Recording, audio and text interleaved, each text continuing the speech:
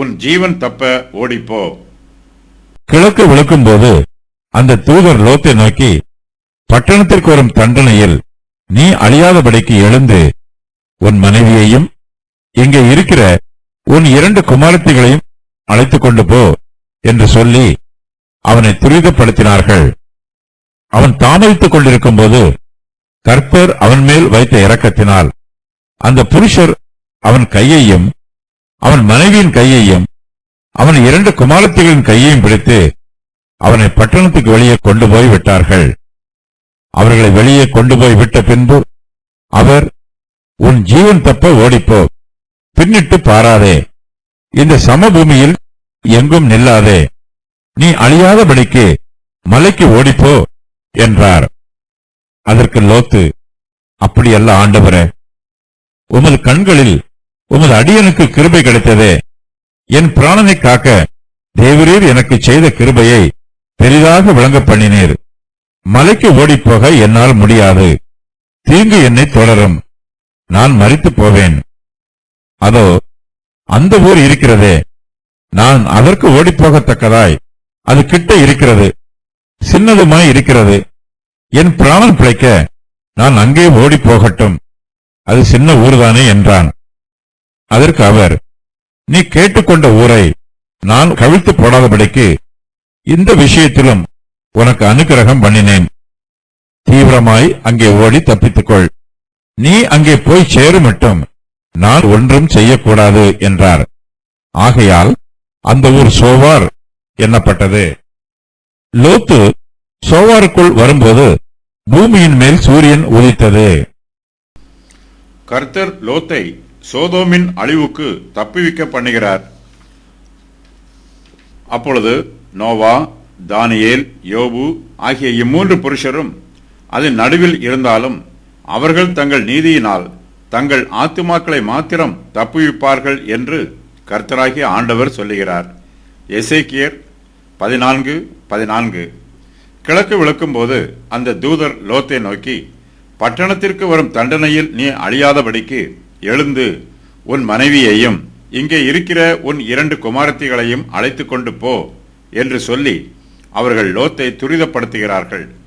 லோத்தின் குமாரத்திகளில் திருமணமானவர்கள் விசுவாசமில்லாத தங்கள் கணவன்மாரோடு மரித்து போகிறார்கள். லோத்தோடு கூட இருக்கிற 2 குமாரத்திகளோ சோதோம் பட்டணத்தின் அழிவுக்கு லோத்தோடு கூட தப்பிக்கிறார்கள். கர்த்தருடைய தூதர்கள் லோத்தை வீட்டை விட்டு வெளியேறுமாறு துரிதப்படுத்துகிறார்கள். ஆனால் லோத்தோ உடனே புறப்பட்டு போகாமல் தாமதப்படுத்துகிறார். சோதோம் பட்டணத்தின் மீது அழிவு நெருங்கி வந்திருக்கிறது. இது காலதாமதம் பண்ணுகிற நேரம் அல்ல. சம்பாஷணை பண்ணுவதற்கும் போதிய அவகாசம் இல்லை. லோத்து தன் வீட்டை விட்டு உடனே புறப்பட்டு போக வேண்டும். சோதோம் பட்டணம் அழியும் போது லோத்து அந்த பட்டணத்தோடு கூட அழிந்து போவது கர்த்தருக்கு சித்தம் இல்லை. லோத்து தன் வீட்டை விட்டு உடனே வெளியேறி போகாமல் தாமதித்துக் கொண்டிருக்கும் போது கர்த்தர் லோத்தின் மேல் வைத்த இரக்கத்தினாலே அந்த புருஷர் லோத்தின் கையையும் அவருடைய மனைவியின் கையையும் அவருடைய 2 குமாரத்திகளின் கையையும் பிடித்து அவர்களை பட்டணத்திற்கு வெளியே கொண்டு போய் விடுகிறார்கள். லோத்து தாமதித்துக் கொண்டிருக்கிறார். விசுவாசத்திற்கும் கண்களின் இச்சைக்கும் போராட்டம் வருகிறது. தூதருடைய கட்டளைக்கு லோத்து கீழ்ப்படிய விரும்புகிறார். ஆனாலும் தாமதம் பண்ணுகிறார். தூதர்கள் லோத்தின் கையையும் அவருடைய வீட்டாரின் கையையும் பிடித்து அவர்களை பட்டணத்திற்கு வெளியே கொண்டு போய் விடுகிறார்கள். பட்டணத்திற்கு வெளியே உள்ள அந்த ஊருக்கு சோவார் என்று பெயர். இதன் பழைய பெயர் பேலா என்பதாகும். லோத்து திரளான ஆஸ்தியோடு ஆபிரகாமை விட்டு பிரிந்து சோதோமுக்கு போனார். இப்பொழுது ஒன்றுமில்லாமல் வெறுங்கையோடு சோதோமை விட்டு திரும்பி வருகிறார். லோத்தை சோதோமின் அழிவுக்கு தப்பிக்க பண்ண வேண்டும் என்பது கர்த்தருடைய சித்தமாய் இருக்கிறது. கர்த்தர் செய்ய நினைக்கிற காரியம் தடைபடாது. கர்த்தருடைய தூதர்கள் லோத்தையும் அவருடைய வீட்டாரையும் கையை பிடித்து பலவந்தமாய் வீட்டை விட்டு வெளியே கொண்டு வருகிறார்கள். தேவ தூதர்கள் லோத்தையும் அவருடைய வீட்டாரையும் பயத்தோடு ரட்சிக்கிறார்கள். லோத்து இன்னும் கொஞ்ச நேரம் தாமதித்துக் கொண்டிருந்தால் சோதோம் பட்டணம் அழியும் போது லோத்தும் அதோடு சேர்ந்து அழிந்து போவாரோ என்னும் பயம் கர்த்தருடைய தூதருக்கு உண்டாயிற்று. ஆகையினால் அவர்கள் லோத்தின் கையையும் அவருடைய குடும்பத்தாரின் கையையும் பிடித்து சோதோம் பட்டணத்திற்கு வெளியே கொண்டு போய் விடுகிறார்கள். அல்லாமலும் நீங்கள் பகுத்தறிவு உள்ளவர்களாயிருந்து சிலருக்கு இரக்கம் பாராட்டி சிலரை அக்கினியிலிருந்து இழுத்துவிட்டு பயத்தோடே ரட்சித்து மாம்சத்தால் கரைப்பட்டிருக்கிற வஸ்திரத்தையும் வெறுத்து தள்ளுங்கள். யூதா 22:23. லோத்து நீதிமானாக இருந்தாலும் அவர் கர்த்தருடைய கிருபையினாலும் இரக்கத்தினாலுமே ரட்சிக்கப்படுகிறார். நீதிமான்கள் தங்களுடைய சொந்த நீதியினால் ரட்சிக்கப்படுவதில்லை. நாம் எல்லோருமே கர்த்தருடைய கிருபையினாலேயே ரட்சிக்கப்படுகிறோம். கர்த்தருடைய தூதர்கள் லோத்தையும் அவருடைய வீட்டாரையும் சோதோம் பட்டணத்திற்கு வெளியே கொண்டு போய் விடுகிறார்கள். அதன் பின்பு கர்த்தர் லோத்தை நோக்கி, உன் ஜீவன் தப்ப ஓடிப்போ, பின்னிட்டு பாராதே, இந்த சமபூமியில் எங்கும் நில்லாதே, நீ அழியாதபடிக்கு மலைக்கு ஓடிப்போ என்று சொல்லுகிறார். லோத்து சோதோம் பட்டணத்தை பின்னிட்டு பார்க்கக்கூடாது. அவர் இந்த சமபூமியில் எங்கும் நிற்கவும் கூடாது.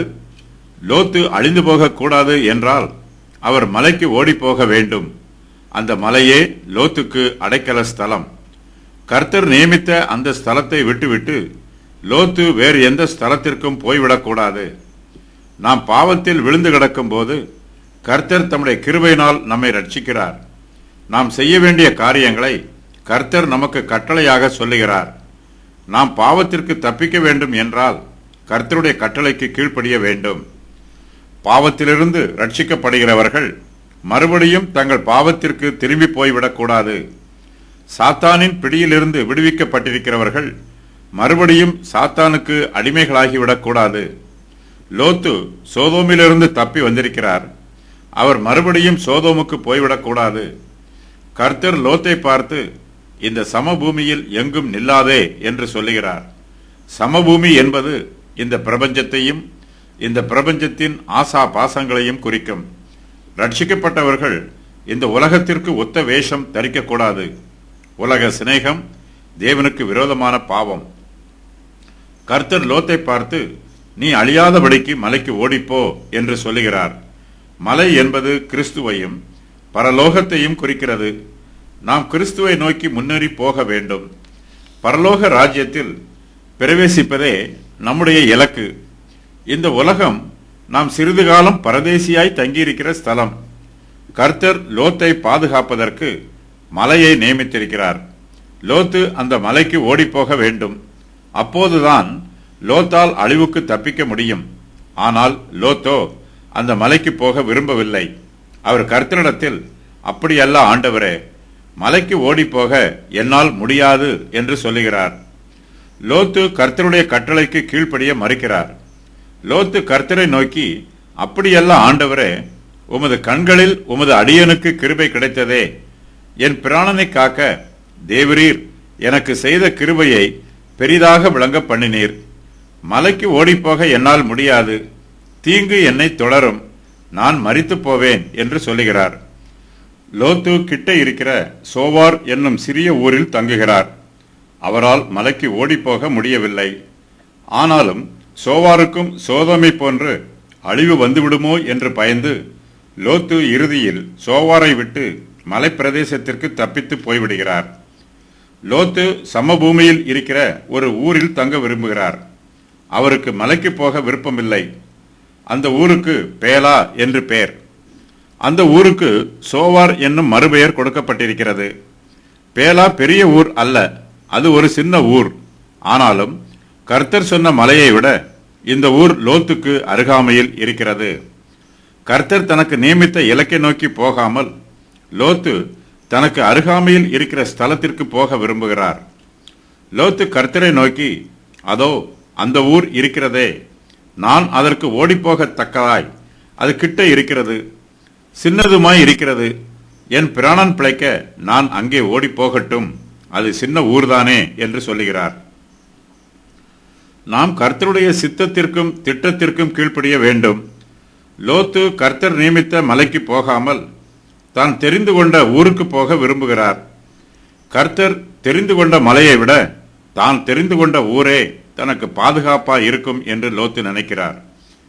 தான் கர்த்தர் சொன்ன மலைக்கு ஓடிப்போனால் தீங்கு தன்னை தொடரும் என்றும் தான் அங்கே மரித்து போக போவதாகவும் லோத்து பயப்படுகிறார். கர்த்தர் சொன்ன மலையில்தான் லோத்துக்கு பாதுகாப்பு கிடைக்கும். ஒருவேளை கர்த்தர் சொன்ன மலைக்கு போவதற்கு பதிலாக லோத்து தெரிந்தெடுத்த ஊருக்கு போவது இப்போது எளிதாக இருக்கலாம். மலைக்கு போவது லோத்துக்கு கடினமானதாகவும் இருக்கலாம். நம்முடைய ஆவிக்குரிய ஜீவியத்தில் கர்த்தர் நமக்கு நியமித்திருக்கிற பாதை கடினமானதாக இருந்தாலும் அந்த பாதையே நமக்கு பாதுகாப்பானது. அதுவே நமக்கு ஆசீர்வாதமானது. கர்த்தர் சொன்ன மலை தூரத்தில் இருக்கிறது. லோத்து தெரிந்து கொண்ட ஊர் அவருக்கு கிட்ட இருக்கிறது. அது சின்னதாயும் இருக்கிறது. ஆகையினால் அந்த ஊருக்கு சோவார் என்னும் பெயர் வழங்கப்படலாயிற்று. இந்த பெயருக்கு சின்ன ஊர் என்று பொருள். கர்த்தர் லோத்தோட வழக்காடவில்லை. லோத்து எங்கே ஓடினாலும் அவர் சோதோமை விட்டு சீக்கிரமாகவும் தீவிரமாகவும் ஓட வேண்டும். சோதோம் சீக்கிரத்தில் அழியப் போகிறது. லோத்து அதிகமாக பேசுவதற்கோ அதிகமாக யோசிப்பதற்கோ இப்போது கால அவகாசம் இல்லை. சகலமும் துரிதமாயும் தீவிரமாயும் நடைபெற வேண்டும். லோத்து தனக்கு அருகாமையில் இருக்கிற சின்ன ஊருக்கு ஓடிப்போக வேண்டும் என்று கர்த்தரிடத்தில் கேட்கிறார். அப்போது கர்த்தர் லோத்தை நோக்கி, நீ கேட்டுக்கொண்ட ஊரை நான் கவிழ்த்து போடாதபடிக்கு இந்த விஷயத்திலும் உனக்கு அனுகிரகம் பண்ணினேன். தீவிரமாய் அங்கே ஓடி தப்பித்துக்கொள். நீ அங்கே போய் சேரு மட்டும் நான் ஒன்றும் செய்யக்கூடாது என்று சொல்லுகிறார். நீ அங்கே போய் சேரு மட்டும் நான் ஒன்றும் செய்யக்கூடாது என்று கர்த்தர் சொல்லுகிறார். தேவனுடைய கிரியையை மனுஷன் தாமதப்படுத்துவதற்கு இது ஒரு எடுத்துக்காட்டு. மனுஷனால் தேவனுடைய கிரியையை தடை பண்ண முடியாது. என்றாலும் தேவன் இரக்கமுள்ளவராக இருக்கிறபடியினால் அவர் தமது நியாய தீர்ப்பை அனுப்புவதற்கு முன்பாக தமது இரக்கத்தை வெளிப்படுத்துகிறார். கர்த்தர் தமது நியாய தீர்ப்பை தாமதப்படுத்துகிறார். லோத்து தம்முடைய வார்த்தைக்கு கீழ்ப்படியாவிட்டாலும் கர்த்தர் அவருடைய மனதின் விருப்பத்தை அங்கீகரிக்கிறார். லோத்து கேட்டுக்கொண்ட பிரகாரம் கர்த்தர் அந்த ஊரை கவிழ்த்து போடவில்லை.